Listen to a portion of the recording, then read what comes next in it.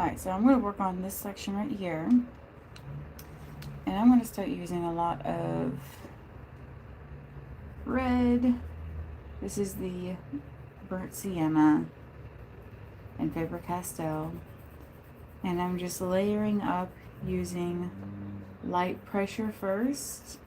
And then as you start to build your layers, you can use heavier pressure if you want.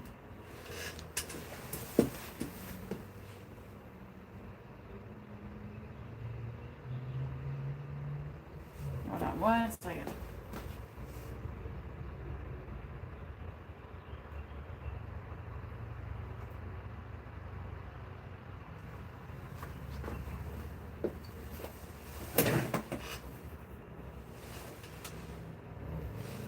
Okay. So you always want to draw in the same direction as the fur that you see. So that's what we're doing here.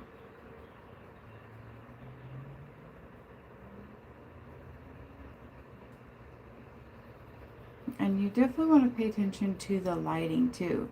So whatever looks like where the light is coming from, you want to draw lighter colors, lighter pressure. And then draw a little bit heavier and darker in the sections that are darker, more in the shade.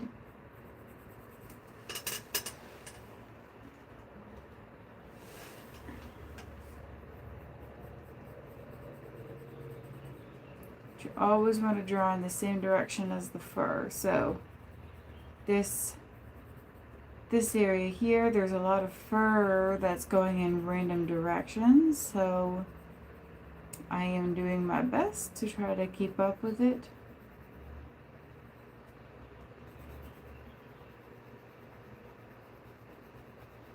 And right now it doesn't look all that good, but that's a part of trusting the process and going along with it. And if you have any questions, let me know. I'm more than happy to answer anything.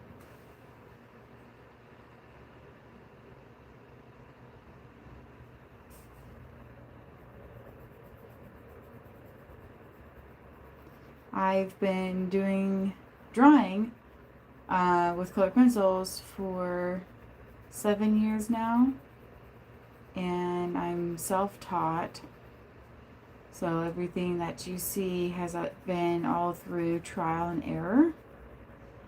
I have looked up like different materials that other artists use, and I've just tried some here and there, but I've just decided to settle on ones that I end up liking the most, what I'm most comfortable with. And if you're going to ever try color pencils, it'd be the same case. I would definitely recommend trying out different materials, not just the same ones that I use, and seeing what works best for you. So you can use different kinds of paper, and the different kind of paper that you use really does make or break your experience. So you want to be sure that you're using a little bit higher quality paper compared to like higher quality pencils. I know that sounds kind of backwards, but you do want paper that's going to be able to hold all of those layers really well. So you could still stick with like middle ground, not necessarily the cheapest. Like you don't want Crayola color pencils, but something like Prismacolor is really good for middle ground. And then use a higher quality watercolor paper that's like hot press, so it doesn't have nearly as much texture to it. But do that starting out, and you're gonna have a much better experience than if you were to use actual drawing paper with color pencils.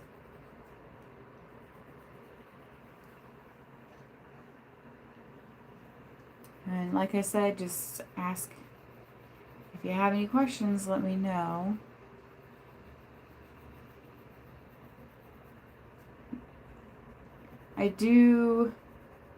I don't, draw exactly what I see. I kind of go, like, the reference image is a guideline for me, not necessarily a grid in a way.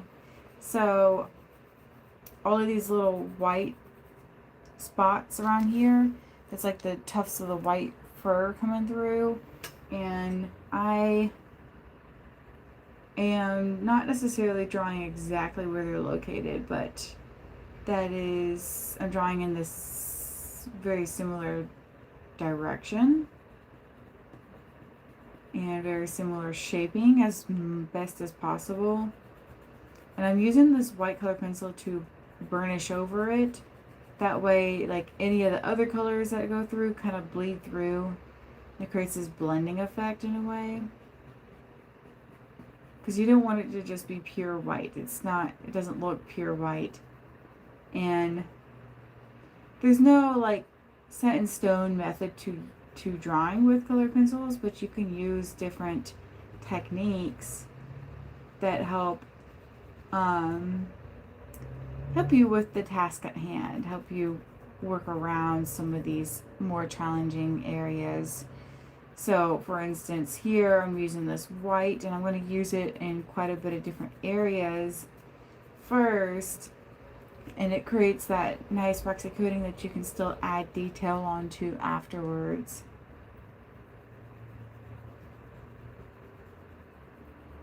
I'll also use this solvent.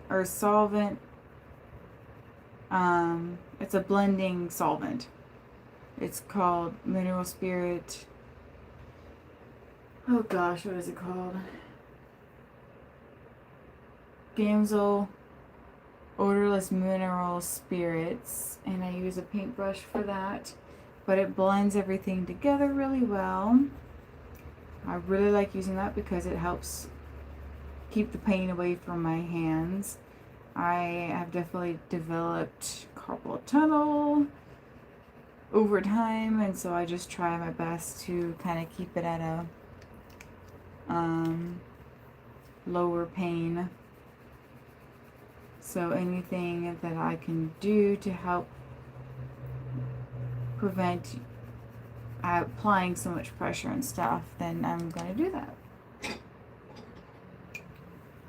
And I'm using a lot of these, like, this is raw umber, but it's like a dark green. Applying some greens to your portrait actually makes it look more realistic in the long run, because every single animal that you see is usually, sitting in some sort of natural environment that is reflecting green tones all the time. So applying some of those green tones makes the portrait look even more realistic than just something that's like a drawing off of a page.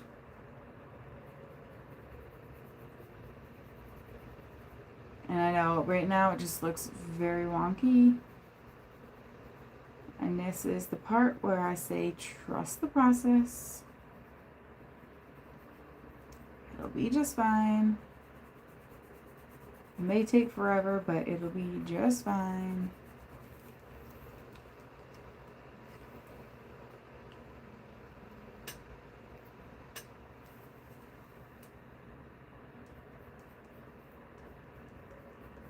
If you've noticed, I'm not using a lot of brown colors, even though this fawn has a lot of brown in it.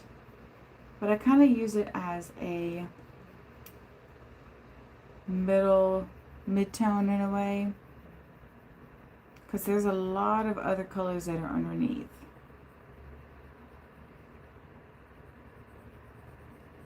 So let's get that in there.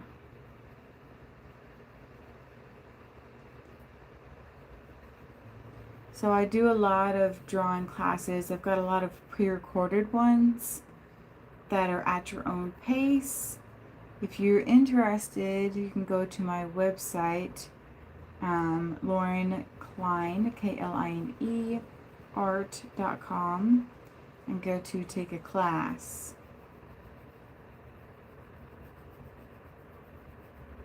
There's instructions, and little tracing material.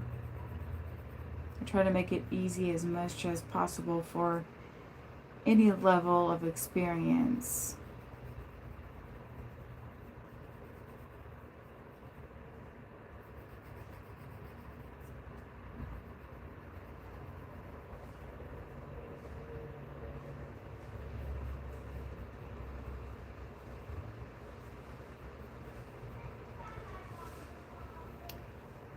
But thank you for watching. I'm going to leave now.